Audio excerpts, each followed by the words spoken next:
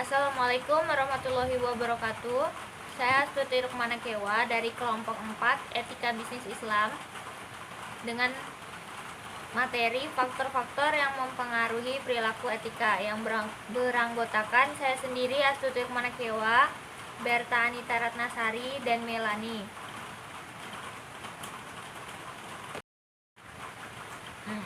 Materi yang pertama, faktor-faktor yang mempengaruhi perilaku etis dalam Islam. Ada beberapa faktor yang mempengaruhi perilaku ini. Yang pertama ada interpretasi hukum dalam masyarakat sekuler. Yang kedua ada faktor-faktor organisasional. Dan yang ketiga ada faktor-faktor individu. Yang pertama yaitu interpretasi hukum dalam masyarakat sekuler, yaitu interpretasi hukum didasarkan pada nilai-nilai dan standar kontemporer yang seringkali berbeda-beda. Sementara dalam masyarakat Islam, nilai-nilai dan standar ini dituntun oleh ajaran Islam. Poin kedua yaitu faktor-faktor organisasional. Faktor-faktor organisasional ini adalah organisasi yang juga dapat memberikan pengaruh terhadap cara berperilaku anggotanya. Salah satu aspek kunci pengaruh organisasional ini adalah tingkat komitmen pemimpin organisasi terhadap nilai-nilai etis. Poin ketiga ada faktor-faktor individu. Faktor-faktor individu itu setiap individu masuk ke dunia kerja dengan membawa nilai-nilai yang berbeda-beda. Jadi setiap individu itu dapat mempengaruhi karena nilai-nilai yang berbeda itu. Slide selanjutnya yaitu faktor-faktor individu. Jadi faktor-faktor individu tadi kan setiap individu di dunia kerja dengan membawa nilai-nilai yang berbeda-beda. Terus ada faktor-faktor yang dapat mempengaruhinya. Yaitu yang pertama, tahap perkembangan moral. Rasulullah Shallallahu Alaihi Wasallam menyatakan bahwa setiap orang setidaknya menjalani 2 tahap perkembangan moral. Tahap moral atau prapubertas dan tahap kedewasaan.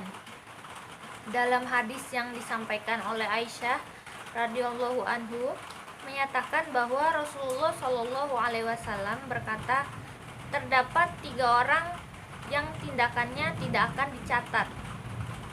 Seseorang yang tertidur sampai ia terbangun, seorang bodoh sampai ia dapat berpikir, dan seorang anak sampai ia mencapai kedewasaannya.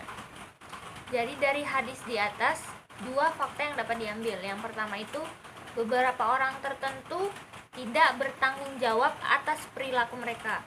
Orang yang tertidur, orang gila, anak-anak sampai mencapai taraf kedewasaan. Yang kedua, seorang individu yang tidak bertanggung jawab atas tindakannya sampai ia mencapai taraf berpikir. Yang kedua, faktor yang mempengaruhi yang kedua itu ada rujukan nilai dan moral pribadi, yaitu nilai-nilai dan moralitas individu juga akan mempengaruhi standar etika seseorang. Jika seseorang yang menekankan sifat jujur akan berperilaku sangat berbeda dari orang yang tidak menghargai hak milik orang lain. Poin berikutnya itu adalah tahap pengaruh keluarga. Jadi individu mulai membentuk nilai etis ketika mereka masih kanak-kanak. Lebih tepatnya lagi ketika ia berada di rumah. Jadi Rasulullah Shallallahu Alaihi Wasallam menekankan pentingnya peranan keluarga ketika ia berkata, suruhlah anakmu melakukan sholat ketika ia menginjak usia 7 tahun, dan wajibkanlah ia untuk sholat ketika dia berusia 10 tahun, dan aturlah tempat tidur mereka secara terpisah. Jadi implikasinya bahwa jika Anda ingin anak Anda tumbuh sebagai seorang muslim yang baik, maka Anda harus mulai membentuknya semenjak usia belia. Anak-anak itu cenderung untuk mengembangkan standar etis yang tinggi jika mereka melihat anggota keluarga lainnya secara konsisten berusaha menerapkan standar etis yang tinggi pula. Poin atau faktor yang mempengaruhi selanjutnya itu pengaruh teman sebaya.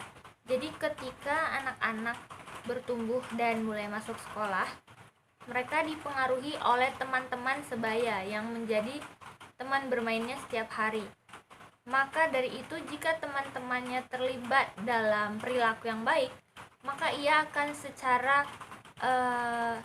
tidak langsung dia akan berperilaku baik. Dan sebaliknya, jika teman sebayanya seorang anak yang tidak menghindari perilaku baik, dia akan ikut terbawa dalam suasana itu. Yang poin terakhir, faktor yang mempengaruhi, yaitu pengalaman hidup. Jadi setiap orang, baik itu positif atau negatif, peristiwa-peristiwa penting akan mempengaruhi kehidupan seseorang individu serta membentuk keyakinan dan perilaku etisnya, tergantung dengan pengalaman hidup yang telah dijalani. Oke, saya Bertanita Ratnasari akan menjelaskan faktor-faktor lainnya. Yang pertama ada perbedaan budaya. Tentunya budaya Indonesia berbeda dengan negara lainnya. Begitu juga daerah lain dengan daerah lainnya walaupun di dalam satu negara. Misalnya budaya upacara ngaben yang diadakan di Bali tidak diadakan di daerah lainnya walaupun di dalam satu negara. Yang kedua, pengetahuan. Dengan semakin tinggi pendidikan seseorang, maka akan semakin baik dalam mengelola keputusan-keputusan etis. Yang ketiga, perilaku organisasi. Tentunya di dalam organisasi terdapat peraturan-peraturan perusahaan yang berkaitan dengan perilaku. Misalnya perilaku jujur yang perlu diterapkan dalam perusahaan tersebut untuk perusahaan tersebut agar tetap berjalan dengan baik. Yang keempat, pemahaman nilai agama. Dengan semakin tinggi pemahaman nilai agama seseorang, maka seseorang itu akan menjadi pribadi yang memiliki etika yang etis. Karena di dalam hidupnya didasari dengan Al-Quran. Oke, sekarang saya Melani akan melanjutkan presentasi sebelumnya. Jadi dalam etika bisnis itu ada beberapa perilaku yang harus kita terapkan.